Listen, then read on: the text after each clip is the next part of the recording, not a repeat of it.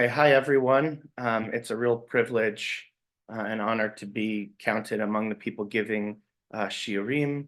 It's in our fundraiser for our yeshiva, and I always consider myself a ben hayeshiva of Eretz Tzvi. And I just let's just jump right in. I feel maybe just because of the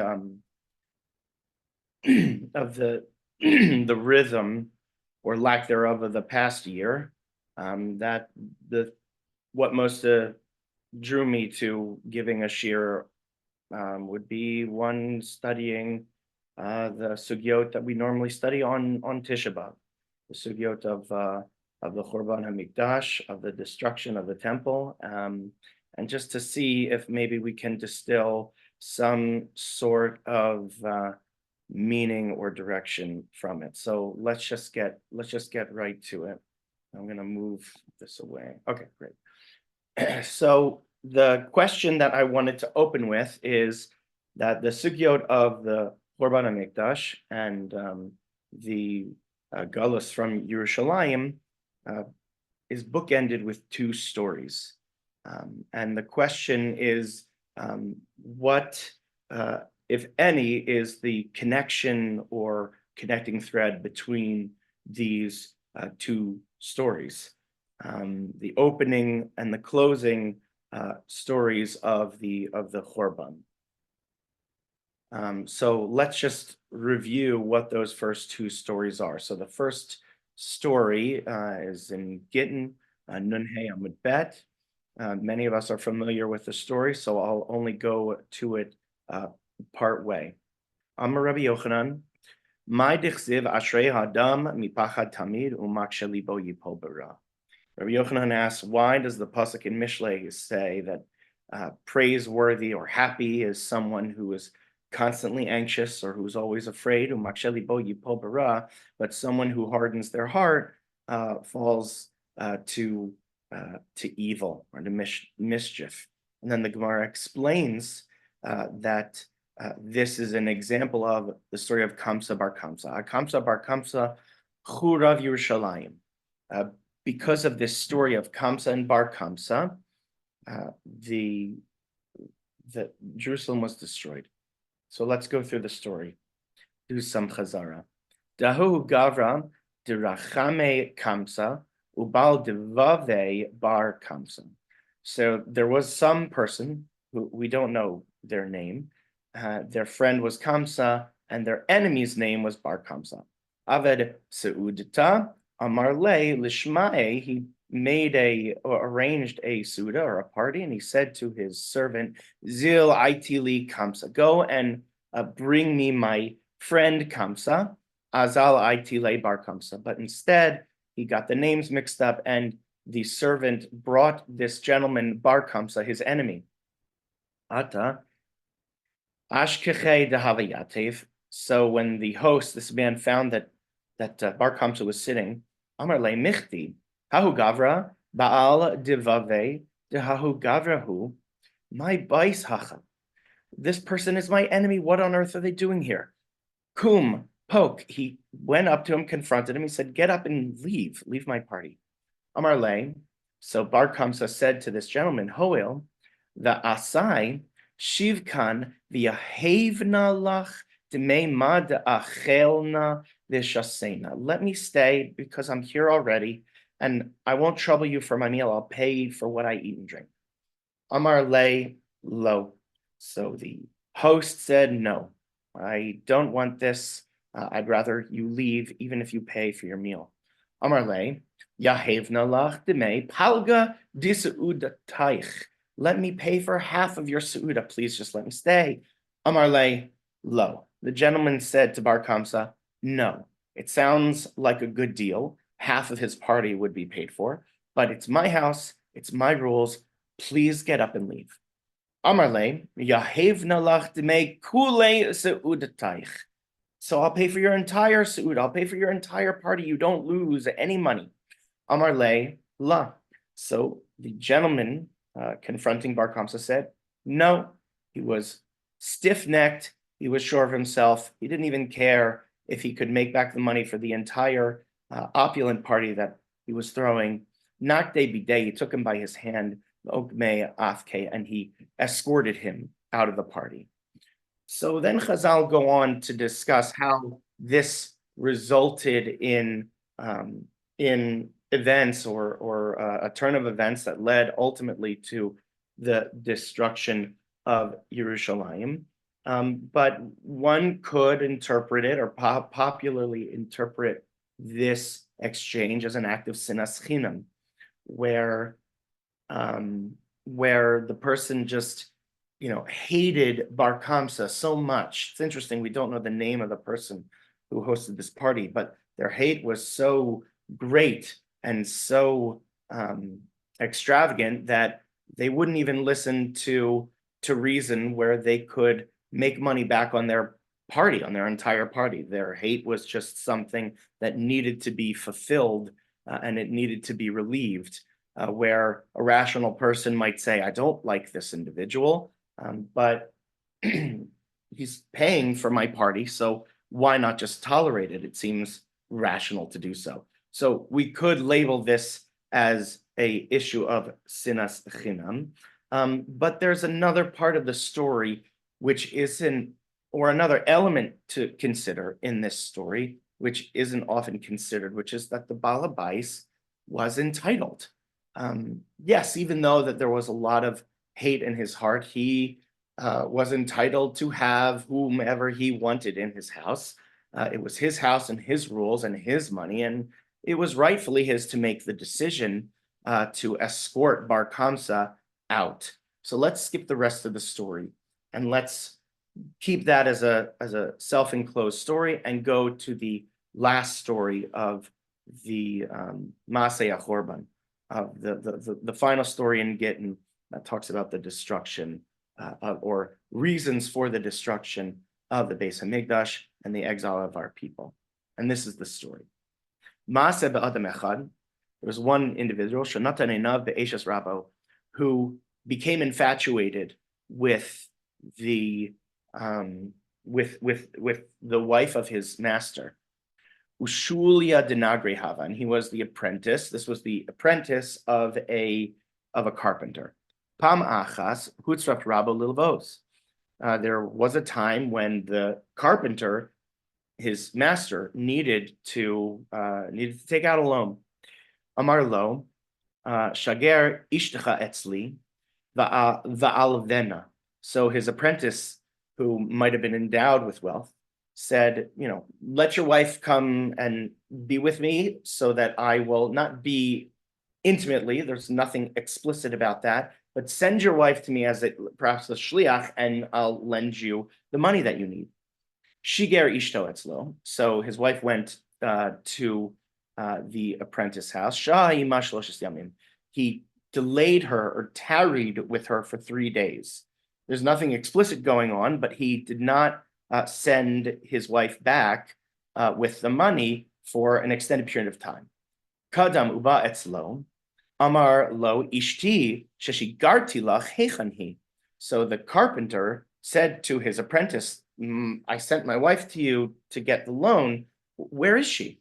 Amar lo. So the apprentice says, Ani patartia la'alter. I gave the money and I let her go immediately. Vishamati shahatinokos nit'alalu babaderech. But I heard that maybe she got involved with some younger individuals on the way while she was coming back to you. So he's kind of sowing seeds of suspicion in his master's mind.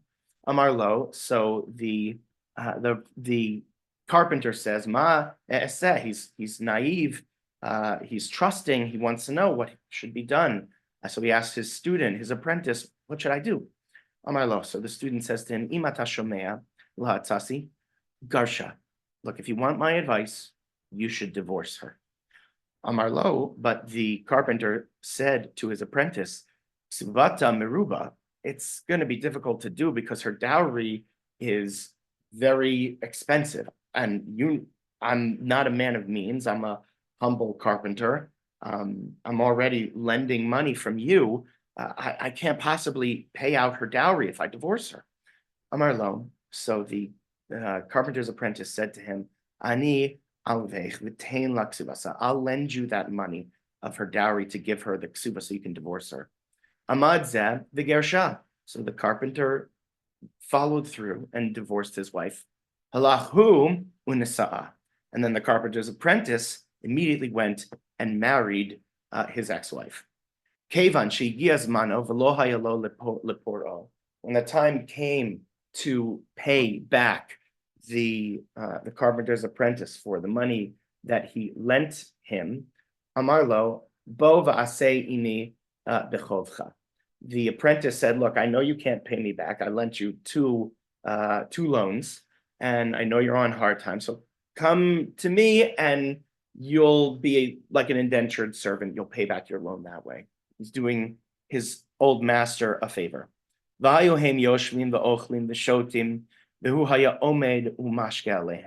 So he and his new wife were eating and drinking and reclining, and he was his master, the carpenter, was serving them.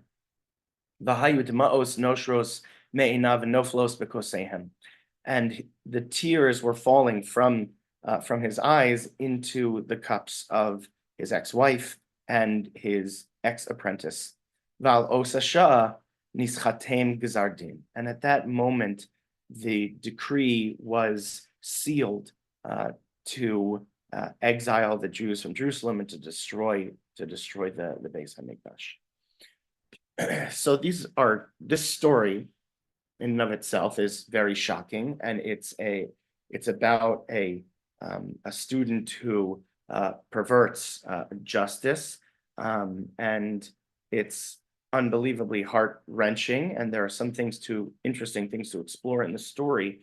But is there anything connected? Is there anything that we're coming back to that could be related to the theme of the more famous story of Kamsa and Bar Kamsa? Why did the Mesadrei Hasugya bookend the sugyot of the Churban in this way? One insight that you can suggest from the story that we just read is that what the student of the Nagra of the carpenter committed was the avera of lifnei iver lo titein mechshol. He set his master up for failure. He corrupted and his thinking and took advantage of him. And Chazal say that, and Rashi quoting Chazal, the end of the pasuk of Lifnei Ever Lo Titein Mechshol, not to point a stumbling block in front of a blind person, the pasuk concludes with the Yaresa as Hashem Elokecha, you should fear the Lord your God. And Rashi there comments that the reason why there are specific mitzvot that conclude with the Aresa es Hashem Elokecha, you should fear the Lord your God, is because that there is some justice that no one can pin on you, or there's some injustices which no one can pin on you. You can, the student, the apprentice of the apprentice of the carpenter could, has plausible deniability and could say that he had the best of intentions to advise his master to divorce his wife. And then he realized that it could be a good shidduch for him as well. So the Aresa es Hashem Elokecha, Rashi says that every time the Torah tells us this, it is in reference to mitzvot where no one can pin any injustice directly upon you.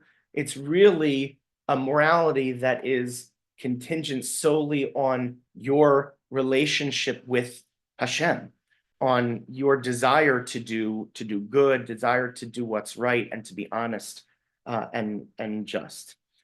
So even so, how would this tragic, disturbing story connect with the more famous story of Kamsa and Bar Kamsa?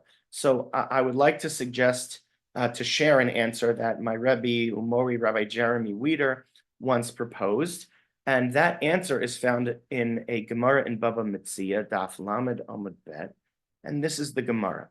The Gemara is quoting a pasuk in Sefer Shemos, from Sefer Shemos, where Yisro is telling Moshe before Matan Torah, before we receive the Torah, that we should appoint judges asher ya'asun, that can perform what is good and what is just, to help Moshe and to take the labor and the task of judging the Jewish people off of Moshe, and to make it a little bit more democratic, a little bit more helpful. So the Gemara is darshaning. The Gemara wants to know what asher ya'asun means, that these judges must perform. What is Yisro's advice?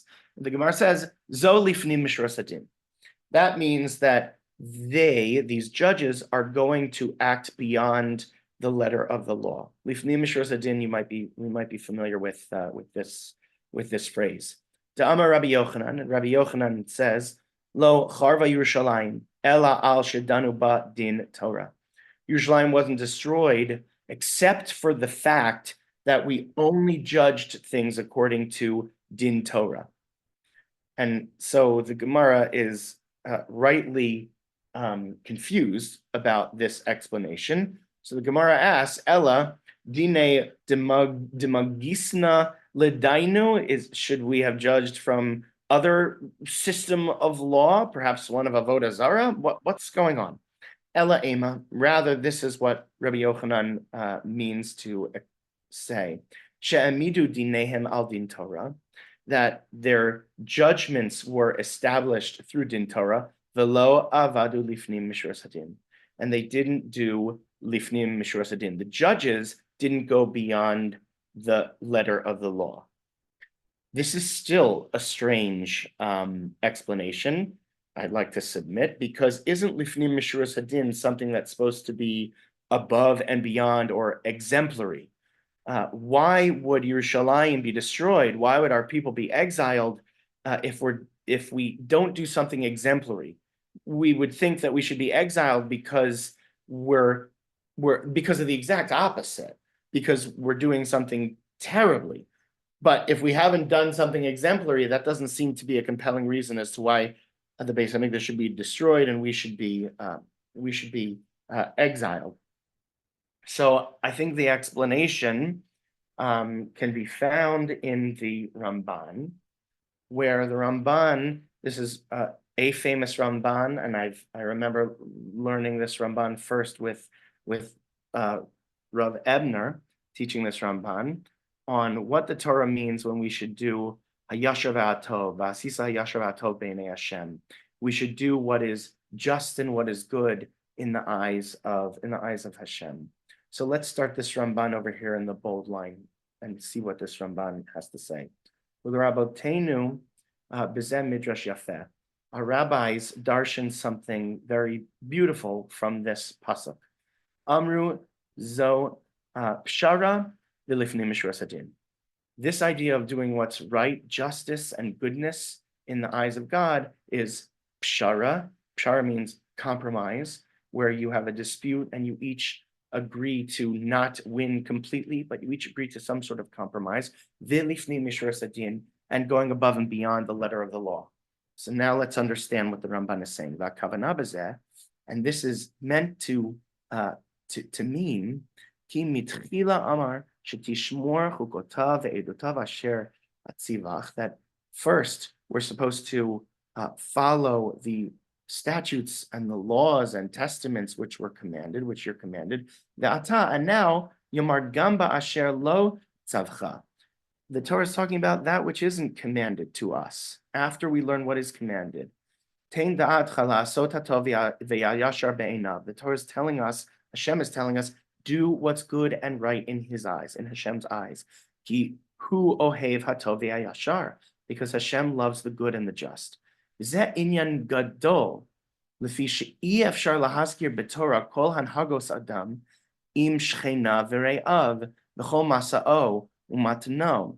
So this is a inyan gadol. This is a huge topic of study. In other words, beyond the mitzvot, beyond the Taryag mitzvot, the 613 mitzvos, because she'ef shar lahaskir b'Torah kol hanhagos adam, because it's impossible for the Torah to mention every way that someone should conduct themselves, im shchena v'reya, with his neighbors and with his friends or through business.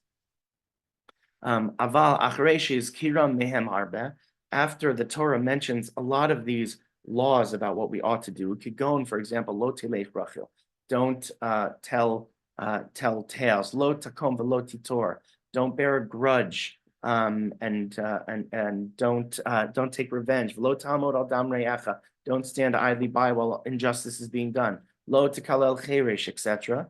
Mipnei seva takum, stand before someone who is elderly, kiyotzi bahen, etc.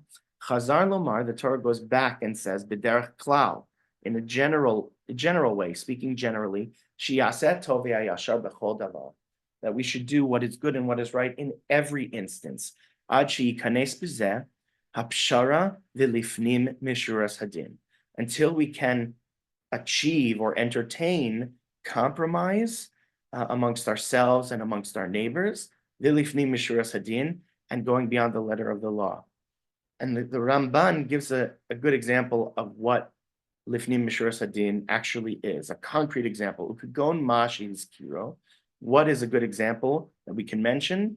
B'dina de bar metzra, of dina de bar metzra. Dina de bar metzra is an instance where I didn't realize how late I am, but it's an instance where, let's say, two people have a field. The Ramban gives an example of what dina de bar metzra is. So I'm gonna go and just quote the Ramban here.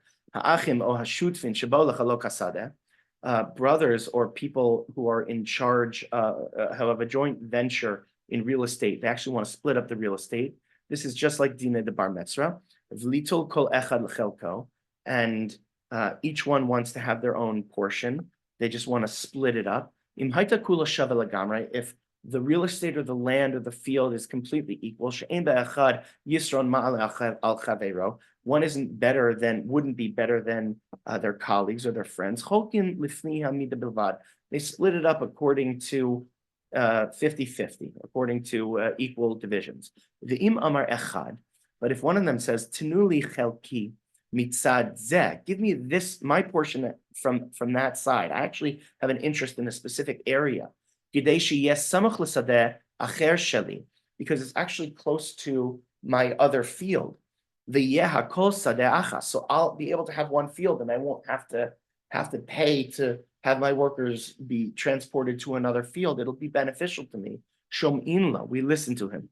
The kofa alzeh, and we actually, if the other colleague or sibling does not want to do it, we force that person to sell the field that way. Sha'ikuv b'davar zamidat stom, because we want to prevent everything is equal before the law as midat stom he. So midat stom here is one way that we can understand lifnim mishuras hadin. Midat stom is the antithesis of lifnim mishuras hadin. And let's go back to this source over here to understand this a little bit more clearly. Pirkei Avos arba midos ba'adam. Pirkei Avos says ha'omer shali shali v'shalcha v'shalcha. Someone who says, what's mine is mine, what's yours is yours. Zo mida beinonis. This is a what's the word? This is a commonplace. I'll use the translation here, commonplace mida. But then the Mishnah tells us perhaps the truth about this mida. The yesh omrim zo midat stom. But there are those who say zo midat stom. This is the mida of stone.